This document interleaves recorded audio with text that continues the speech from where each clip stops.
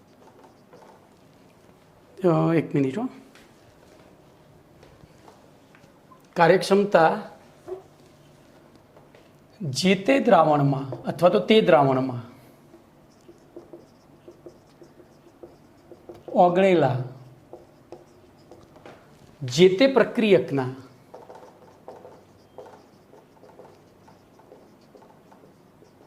તુલ્ય ભારના સંદર્ભમાં નક્કી કરવામાં આવે છે. તુલ્ય ભારના સંદર્ભમાં નક્કી કરવામાં આવે છે. બીજો મુદ્દો, વિવિધ પ્રકારની રાસાયણિક પ્રક્રિયાઓમાં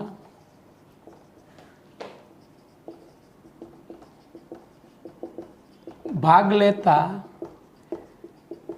પ્રક્રિયકોનો તુલ્ય ભાર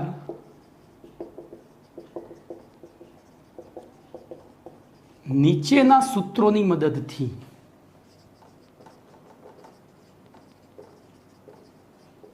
નક્કી કરવામાં આવે છે. નીચેના સૂત્રોની મદદથી નક્કી કરવામાં આવે છે. હવે ધ્યાન રાખજો, સૌથી પહેલી આપણે લઈએ તટસ્થીકરણ પ્રક્રિયામાં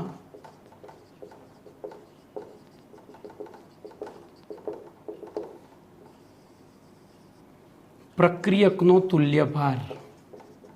હવે જો તટસ્થીકરણ પ્રક્રિયામાં પ્રક્રિયક તરીકે એસિડ અથવા બેઝ હોય નો તુલ્ય ભાર, તો એનું સૂત્ર છે એસિડ અથવા બેઝનું મોલર ભાર. હવે જો મેં ગઈકાલે કહ્યું છે મોલર ભારને ઘણી વખત આણ્વીય દળે લખેલું હોય છે, તો આપણે અહીંયા એ લખી દઈશું આણ્વીય દળ છેદમાં એસિડની બેઝિકતા અથવા બેઝની એસિડિકતા. ખાસ ધ્યાન રાખજો, અહીંયા શબ્દોની મારામારી છે. એસિડની બેઝિકતા અને બેઝની એસિડિકતા. ધ્યાન રાખજો, આપણા સમાજમાં સ્ત્રીનું પુરુષત્વ હોય અને પુરુષનું સ્ત્રીત્વ હોય. જેમ કે અત્યાર સુધી આપણે આપણા ઇતિહાસમાં જાણીએ છીએ તો એકમાત્ર સ્ત્રી એવી હતી દ્રૌપદી કે જેનું પુરુષત્વ 5 હતું. એટલે કે એક સ્ત્રી કેટલા પુરુષો સાથે જીવન નિર્વાહ કરી શકે છે. બરોબર. જનરલી આપણા સમાજમાં સ્ત્રીનું ને પુરુષનું પુરુષત્વ એકથી વધારે, મેક્સિમમ 2 હોય છે, એનાથી વધારે નહીં. પણ એક અપવાદરૂપ પાત્ર છે દ્રૌપદી કે જેનું પુરુષત્વ 5 હતું. પણ જો પુરુષોના તો કૃષ્ણ ભગવાનનું સ્ત્રીત્વ 16,000 હતું. એમની 16,000 પત્નીઓ સાથે રહી શકતા હતા, એમની સાથે પ્રક્રિયા કરી શકતા હતા. ઇન શોર્ટ, આપણે કોઈ જ વાહિયાત વાત નથી કરતા. આપણે જે વાત કરી રહ્યા છીએ એક વસ્તુને સમજવા માટે છે. તો જેમ પુરુષનું સ્ત્રીત્વ હોય અને સ્ત્રીનું પુરુષત્વ હોય, એમ એસિડની બેઝિકતા અને બેઝની એસિડિકતા હોય. તો હવે આપણે બે, જો આ તો આપણે ભણી ગયા છીએ એટલે આની વ્યાખ્યા આવી. તો ધ્યાન રાખજો, એસિડની બેઝિકતા, તો એની વ્યાખ્યા છે એસિડના અણુમાં આવેલા H+ આયનોની સંખ્યાને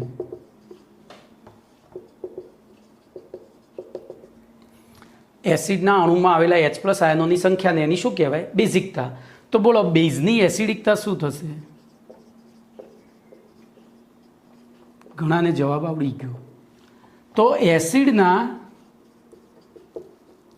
અણુમાં આવેલા, બોલો શું હોય? સોરી, અહીંયા મારી ભૂલ થઈ. બેઝના અણુમાં લખવાનું છે, એની જગ્યાએ એસિડ લખાઈ ગયું. બેઝના અણુમાં આવેલા OH- આયનોની સંખ્યાને જે તે બેઝની શું કહેવાય? એસિડિકતા. દાખલા તરીકે ચલો હું પહેલું આનું ઉદાહરણ લઉં, HCl. બોલો એની એસિડ બેઝિકતા કેટલી? તો કે 1. કેમ? તો એક જ H+ છે. ચલો બીજું H2SO4. બોલો કેટલી થશે? તો 2. ચલો ત્રીજું H3PO4. બોલો કેટલી થશે? તો 3. ચલો ચોથું H3PO3. કેટલી થશે? તો ધેટ ઇઝ મોસ્ટ IMP 2. હજુ જોજો, H3PO2 તો 1 સાહેબ અહીંયા તો 3 H છે, અહીંયા 3 હતા તો તમે 3 લખ્યા, 2 હતા તો 2 લખ્યા, 1 હતો તો 1 લખ્યો, તો આ બે જગ્યાએ 3 છે તો પછી 1 કેમ લખ્યા? તો મેં H નથી, જોજો મેં H પ્લસ આયનોની સંખ્યા કીધી છે. કોઈપણ સંયોજનમાં રહેલા બધા H પ્લસ આયન ના હોય તો એ H પ્લસ આયન છે કે નહીં એ કેવી રીતે નક્કી થાય? તો એના માટે ચોથો પાઠ ભણીશું ત્યારે હું શીખવાડીશ, પણ હાલ પૂરતું તમારે આટલું યાદ રાખવાનું છે. ચલો ને શીખવાડી દઉં એટલે વાંધો નહીં, રિપીટ થશે. ચલો એવી રીતે અહીંયા ધ્યાન રાખજો. બેઝ માટે ઉદાહરણ લઈ લઈએ. બોલો NaOH, તો એની એસિડિકતા કેટલી થશે? તો 1 OH છે એટલે 1. એવી રીતે બીજી MgOH ટ્વાઇસ, બોલો કેટલી થશે? તો 2 OH છે તો 2. ચલો પછી ત્રીજી, જોજો હું આ જ સૂત્ર બીજી રીતે લખું, POH થ્રાઇસ, આ રહ્યું થયું જુઓ. તો આ બેઝ નથી, આ એસિડ છે. હવે આપણને ખબર કઈ જ ના પડે કે આ સંયોજન એસિડ છે કે બેઝ છે? બોલો, આપણને ખબર કઈ ના પડે કે આ સંયોજન એસિડ છે કે બેઝ? તો એ 7મા પાઠમાં શીખીશું ડિટેલમાં, પણ અત્યારે મારે જેટલું જરૂર છે તો હું ચલાવીશ જ. તો આટલું તમે જોઈ લીધું છે. હવે મારે બોર્ડની જગ્યાની જરૂર છે, તો હું પહેલાં કોઈ પણ સંયોજન એસિડ છે કે બેઝ આપણને કેવી રીતે ખબર પડે? બધામાં હાઇડ્રોજન તો હોય જ, NaOHમાં હાઇડ્રોજન છે અને HClમાં હાઇડ્રોજન છે, તો પછી HCl એસિડ કેમ અને NaOH બેઝ કેમ? તો જોજો, જે સંયોજનમાં ના બંધારણમાં H પરમાણુ O અથવા X એટલે કે ઓક્સિજન અથવા હેલોજન સાથે જોડાયેલો હોય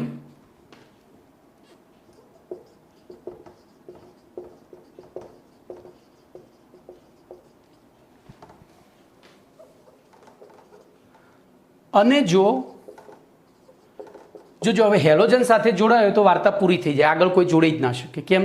તો હેલોજનની સંયોજકતા 1 છે પણ ઓની સંયોજકતા 2 છે, અને જો તે O સાથે જોડાયેલો હોય તો તે O બીજા કોઈ અધાતુ તત્વ સાથે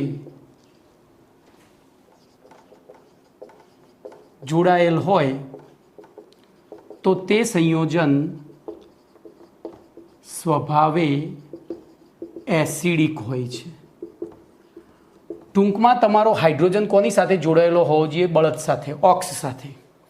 હેલોજન હોય તો કશું વિચારવાનું નથી, કારણ કે બીજે આગળ ક્યાંય જોડાયેલો ના હોય, પણ આની સંયોજકતા 2 છે એટલે એક હાઇડ્રોજનથી સંતોષાઈ તો બીજી ક્યાંયના બીજા કોઈ તત્વથી સંતોષાશે, અને બીજા તત્વ તરીકે જો અધાતુ તત્વ હોય તો એ સંયોજન સ્વભાવે, દાખલા તરીકે હું H2SO4 લઉં તો એનું બંધારણ આ રીતનું છે, ગઈકાલ દોર્યું હતું. સલ્ફરની બાયતમ કક્ષામાં એની ફરતે 4 ઓક્સિજન જોડાયા. બોલો, ઓક્સિજને પોતાના ઇલેક્ટ્રોન આ રીતે ગોઠવ્યા, એની સાથે એક હાઇડ્રોજને ભાગીદારી કરી. અહીંયા સલ્ફર ઓક્સિજન, અહીંયા સલ્ફર ઓક્સિજન, અહીંયા હાઇડ્રોજન, અને અહીંયા વિશિષ્ટ પ્રકારનો સંવર્ગ સહસંયોજક બંધ બન્યો હતો. બરોબર, આ વિશિષ્ટ પ્રકારનો સંવર્ગ સહસંયોજક બંધ બન્યો હતો. બધાની અષ્ટક રચના પૂર્ણ થઈ. તો બોલો, હાઇડ્રોજન કોની સાથે છે? O સાથે. O કોની સાથે છે? સલ્ફર સાથે. એટલે આ શું બન્યું? એસિડ. આ શું બન્યું? એસિડ. ચલો ધ્યાન રાખજો, NaOH લઈએ તો Naની બાયતમ કક્ષામાં 1 ઇલેક્ટ્રોન, ઓક્સિજનની બાયતમ કક્ષામાં 6 ઇલેક્ટ્રોન અને હાઇડ્રોજનની બાયતમ કક્ષામાં 1 ઇલેક્ટ્રોન. બોલો, અહીંથી અહીંયા અહીંથી આ ભાગીદારી થઈ, કારણ કે બે અધાતુ તત્વો છે. આ આપલે થઈ તો આ સહસંયોજક બંધ બન્યો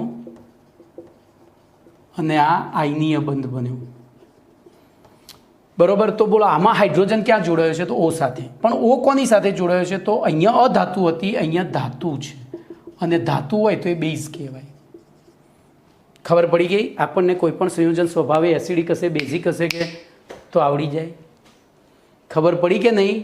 કમ્પ્લીટ. ચલો, તો હવે અહીંયા ધ્યાન રાખજો, હું પેલા 3નું ઉદાહરણ લઈ જ લઉં છું, H3PO3, H3PO4 અને H3PO2, એટલે તમને એમની બેઝિકતા ક્લિયર થઈ જાય. બોલો, પહેલું આપણે બંધારણ દોરીશું H3PO4નું. તો P કેન્દ્રીય પરમાણુ, Pનો પરમાણુ ક્રમાંક 15, એની ઇલેક્ટ્રોન રચના નિયોન કમ્પ્લીટ 2s2 2p3, એટલે કે બાહ્યતમ કક્ષામાં 5 ઇલેક્ટ્રોન. તો એને 5 ઇલેક્ટ્રોન આ રીતે ગોઠવ્યા. ચલો એની ફરતે 4 O જોડાયા, ચાર બાજુ 4 O તો છે જ. બોલો હવે શું થશે? તો આ O અહીંથી સીધો જ શું કરશે? જોજો હવે 3 H છે તો જોજો આને 2 ઇલેક્ટ્રોન ગોઠવ્યા છે એટલે ગોઠવી શકે. બોલો આનું કામ પતી ગયું. આ ઓક્સિજનની અષ્ટકૃતના પૂર્ણ થઈ ગઈ. બોલો કયા ઓક્સિજનની બાકી છે હજુ? તો આ 3ની બાકી છે. ધ્યાનથી જુઓ, ઓક્સિજનની બાહ્યતમ કક્ષામાં 6 ઇલેક્ટ્રોન. તો આ ભાગીદારી થઈ, આમ થઈ તો હજુ અષ્ટકૃતના પૂર્ણ ના થઈ તો એક હાઇડ્રોજન અહીંયા જોડાયો, એક હાઇડ્રોજન અહીંયા જોડાયો, એક હાઇડ્રોજન અહીંયા જોડાયો. બોલો 3 હાઇડ્રોજન કોની સાથે જોડાયા છે? તો ઓક્સિજન સાથે. ઓક્સિજન કોની સાથે જોડાયો છે? ફોસ્ફરસ સાથે. માટે આ 3 હાઇડ્રોજન કયા કહેવાય? H+ કહેવાય. શું કહેવાય? એટલે કે H3PO4માં કેટલા H+ આવેલા છે? તો 3. માટે એની બેઝિકતા કેટલી થઈ? આ એસિડ છે. કેમ એસિડ છે? તો HO સાથે O અધાતુ સાથે એટલે એસિડ થઈ ગયું. અને એસિડની શું હોય? બેઝિકતા. તો બોલો એની બેઝિકતા કેટલી થઈ? ચલો H3PO3 લઈએ. બોલો હવે શું થશે? તો સેમ બંધારણ બોલો પહેલું પીની બાહ્યતમ કક્ષામાં 5 ઇલેક્ટ્રોન, એમાંથી એક O તો સીધા જ આ 2 લઈ લીધા, કારણ કે O કેમેસ્ટ્રી જગતનો શું કહેવાય? સર્કિટ કહેવાય. એ સૌથી મોટો ગુંડો ફ્લોરિન બધા પાસેથી ઇલેક્ટ્રોન લઈ લે. બીજા નંબરનો ગુંડો ઓક્સિજન ખાલી ફ્લોરિનને ના લૂંટી શકે, બાકી બધાને લૂંટી શકે. તો આવી પરિસ્થિતિમાં બોલો આ બેની એટલે કે ઓક્સિજનનું કામ પતી ગયું. બોલો એક O અહીંયા ગોઠવાય ને એક અહીંયા ગોઠવાયો, કારણ કે 3 જ O હતા, જોઈ લો. તો હવે એક H અહીંયા ગોઠવાયો, એક H અહીંયા ગોઠવાયો. બોલો અષ્ટકૃતના પૂર્ણ થઈ ગઈ. જુઓ તો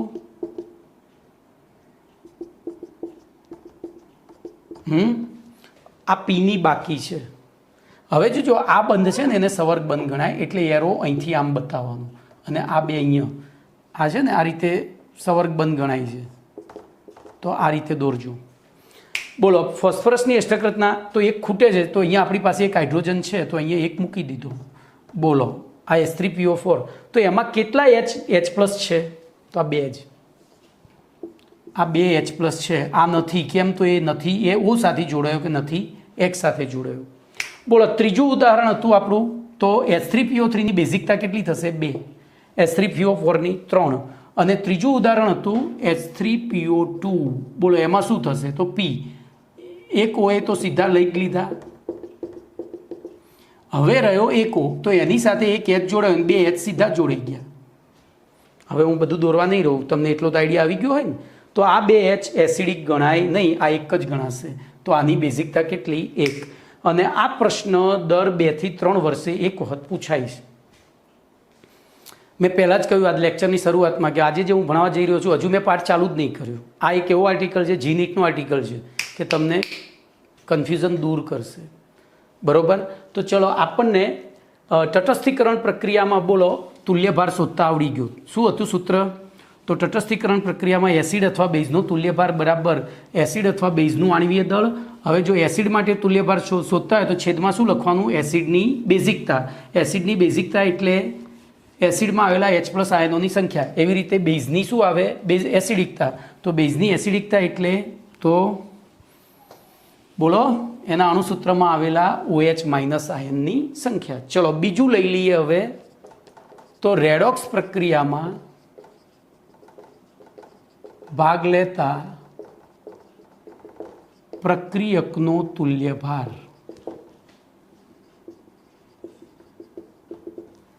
તો રેડોક્સ પ્રક્રિયામાં ભાગ લેતા પ્રક્રિયકનો તુલ્યભાર ધ્યાન એ રાખજો. તો અહીંયા હું સીધું જ સૂત્ર મૂકીશ, અહીંયા જ સીધું મૂકી દઉં છું.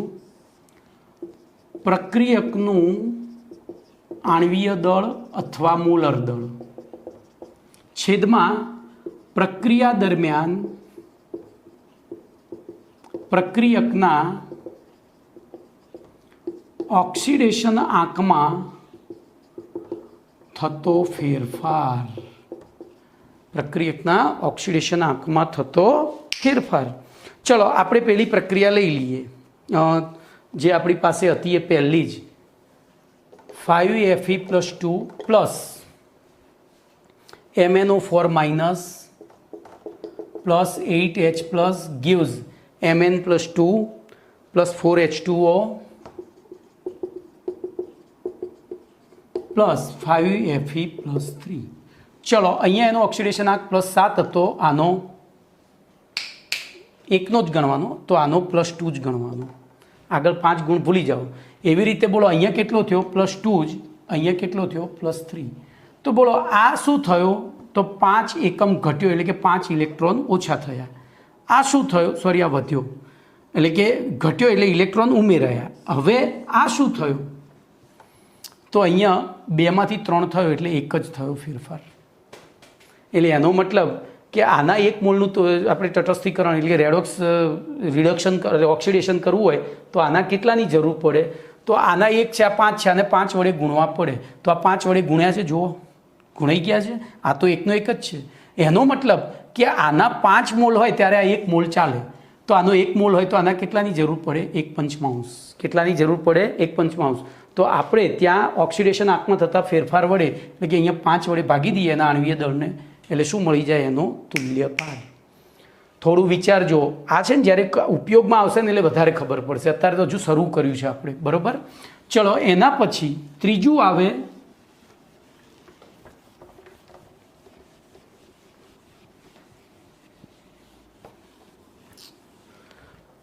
તો ત્રીજો પ્રકાર હતો આપણો આયન વિનિમય પ્રક્રિયા. તો આયન વિનિમય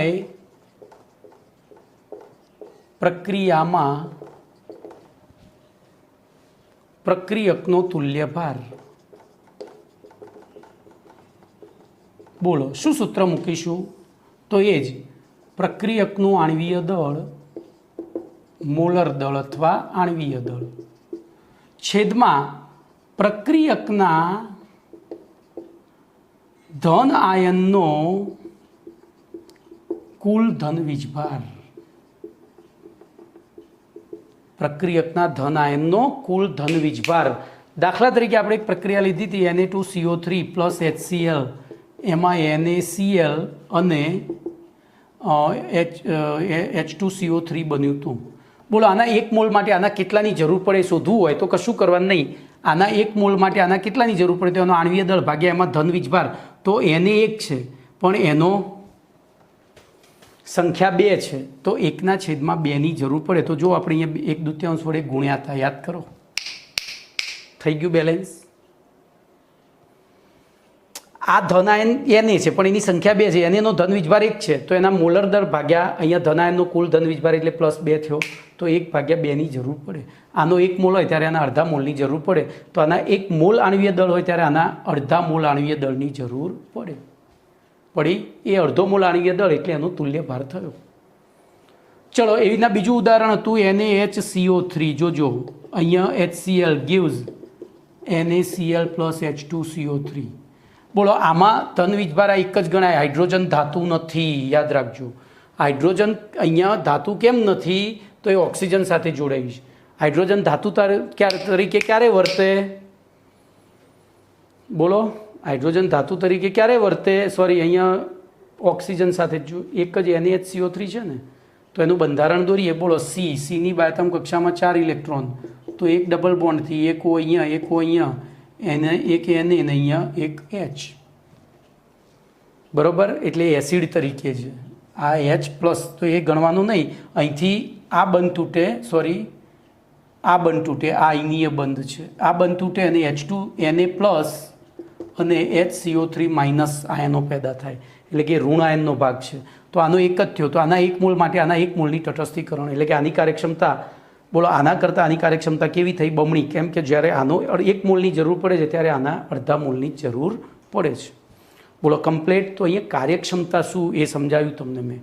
હવે એક જ થિયરી ચાલશે, જો કે એ જ આપણે મહત્ત્વની હતી કે જે આપણને, તો જોજો હવે નોર્માલિટી વિશે ટૂંક નોંધ લખી નાખીએ. પ્રશ્ન નંબર 43.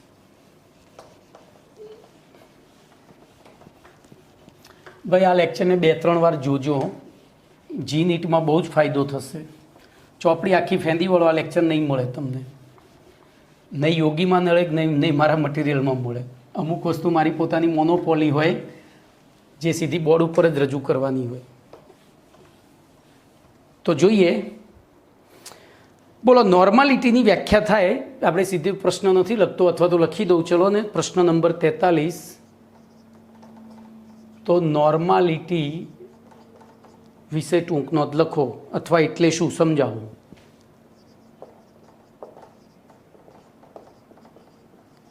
તો સૌથી પહેલી વ્યાખ્યા લખીએ તો નિયત તાપમાને અને દબાણે 1 લિટર દ્રાવણમાં ઓગળેલા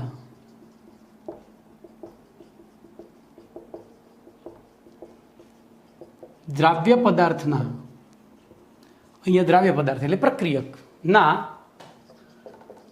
ગ્રામ તુલ્ય ભારની સંખ્યાને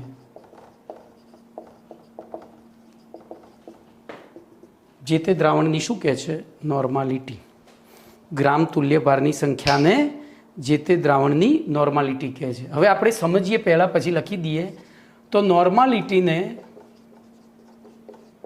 કેપિટલ N સંજ્ઞા વડે દર્શાવવામાં આવે છે.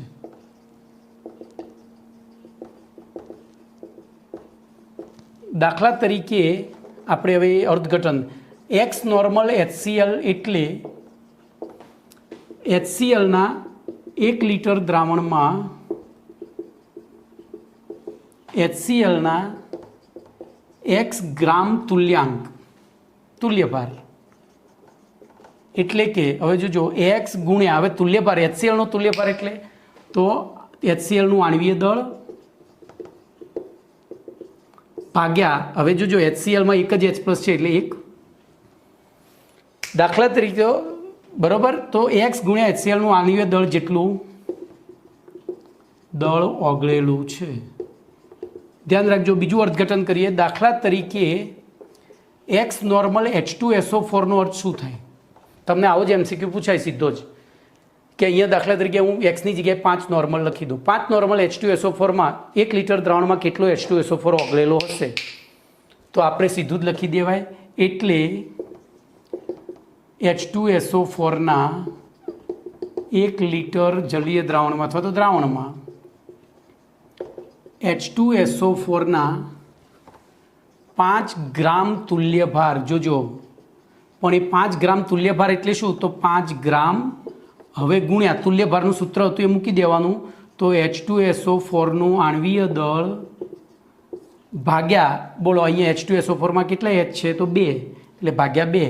હવે જોજો 5 ગુણ્યા H2SO4નું આણ્વીય દળ 98 છે ભાગ્યા 2 તો કેટલા થશે? ગણી લો. 100 500 ભાગ્યા 2 એટલે 250. 250માંથી બીજા પાછા 4 કાઢવાના ને એટલે 246 ગ્રામ થશે. ટૂંકમાં 1 ગ્રામ તુલ્ય દળ એટલે એના તુલ્યભાર જેટલું વજન થયું. 1 ગ્રામ તુલ્યભાર એટલે 1 તુલ્યભાર જેટલું એટલે કે જેનો જે તુલ્યભાર હોય એટલું વજન થાય. બોલો કમ્પ્લેટ. હવે એનું સૂત્ર લઈએ. તો સૂત્ર યાદ રાખી દેજો. 1000 હું સીધું સૂત્ર એક કામ કરું, 2 રીતે લખું. 1000 ગુણ્યા દ્રાવ્ય પદાર્થનું દળ W2 ગ્રામમાં છેદમાં દ્રાવ્ય પદાર્થનું અહીંયા તુલ્ય દળ આવશે. જોજો આણ્વીય દળ નહીં, તુલ્ય દળ. હવે તુલ્ય દળને ઇંગ્લિશમાં ઇક્વિવેલન્ટ વેઇટ કહેવાય. તો EW2 ગુણ્યા 1000 ml સોરી દ્રાવણનું કદ લીટરમાં, અરે સોરી કેમ આમ છે આજે, તો mlમાં. હવે જોજો અહીંયા મેં આ 2 લખ્યો છે એનો અર્થ શું? તો પહેલાં મુરઘી કે પહેલાં અંડા? તો એ પ્રશ્નનો જવાબ નથી, પણ પહેલું દ્રાવણ દ્રાવ્ય કે દ્રાવક? બોલો. તો આપણે આ ઘરે મહેમાન આવે ત્યારે મમ્મી શરબત બનાવવા બેસે. શરબત એક દ્રાવણ છે. તો દ્રાવણ બનાવવા માટે એ શરબત બનાવવા માટે સૌથી પહેલું શું લેશે? તો પાણી. અને પાણીનો જથ્થો વધારે એટલે શું થયું? દ્રાવક. પછી એમાં નાખશે ખાંડ. બોલો એનો જથ્થો ઓછો, બીજા નંબરે થયું દ્રાવ્ય. અને 2 ભેગું થાય એટલે ત્રીજા નંબરે બન્યું દ્રાવણ. તો કોઈ પણ W એ વજનની સંજ્ઞા છે, EW એ તુલ્યભારની સંજ્ઞા છે. બોલો Wની પાછળ 2 લખ્યો હોય એટલે કોનું દળ સમજવાનું? દ્રાવ્યનું. તો બોલો આ દ્રાવ્યનું દળ ગ્રામમાં, આ દ્રાવ્યનો તુલ્યભાર EW એટલે તુલ્યભાર. એવી રીતે ધારો કે અહીંયા 1 લખ્યું હોત તો દ્રાવકનું દળ અને દ્રાવકનો તુલ્યભાર. બરાબર, અહીંયા 1 લખ્યો હોત તો આપણે 2 કરી દઈએ. હવે જોજો અહીંયા 3 નંબર, તો 3 નંબર ક્યારે લખવામાં આવતો નથી ખાલી. તો હવે જો આને સૂત્રમાં ફેરવું તો નવું સૂત્ર 1000 into W2 upon MW2 into VML. જોજો વી પાછળ મેં કશું લખ્યું નહીં, કશું નથી લખ્યું. એનો મતલબ સૌથી મોટું 3 નંબરનું તો દ્રાવણનું કદ. હવે હું હાજરને છેદના છેદમાં લઈ જાઉં અને W2 ભાગ્યા MW2 એટલે તો શું થાય, આપણે ભણી ગયા છીએ આગળ મોલ સંકલ્પનામાં. તો દ્રાવ્યના મોલ થાય. જો હું આને પદ પરિવર્તન કરું પહેલાં, આ W2 ભાગ્યા MW2, W2 ને ઉપર લઈ ગયો એટલે આગળ ભાગ્યાની નિશાની, આને છેદના છેદમાં લઈ ગયો તો VML ભાગ્યા 1000 થયા. તો આ તો શું થઈ ગયું, તો દ્રાવ્યના મોલ છેદમાં બોલો ml ભાગ્યા 1000, તો મિલીલીટરને 1000માં ભાગીએ એટલે શું થઈ ગયું, લીટર. તો દ્રાવણનું કદ લીટરમાં. તો આ થઈ ગઈ તમારી વ્યાખ્યા. બરાબર, હવે તુલ્યભાર વિશે મેં બધું આગળ સમજાવી દીધું છે. તો આટલે સુધી રાખીએ છીએ. લગભગ તમારું 51 મિનિટનું લેક્ચર થઈ ગયું છે. બરાબર છે. તો જો આ મુખ્ય વસ્તુ છે. હવે એમાં નીચે દાખલા છે, દાખલા જાતે પ્રયત્ન કરજો. નહીં આવડે તો હું કાલના લેક્ચરમાં ચલાવીશ. ઓકે, ચલો, હેવ અ ગુડ ડે.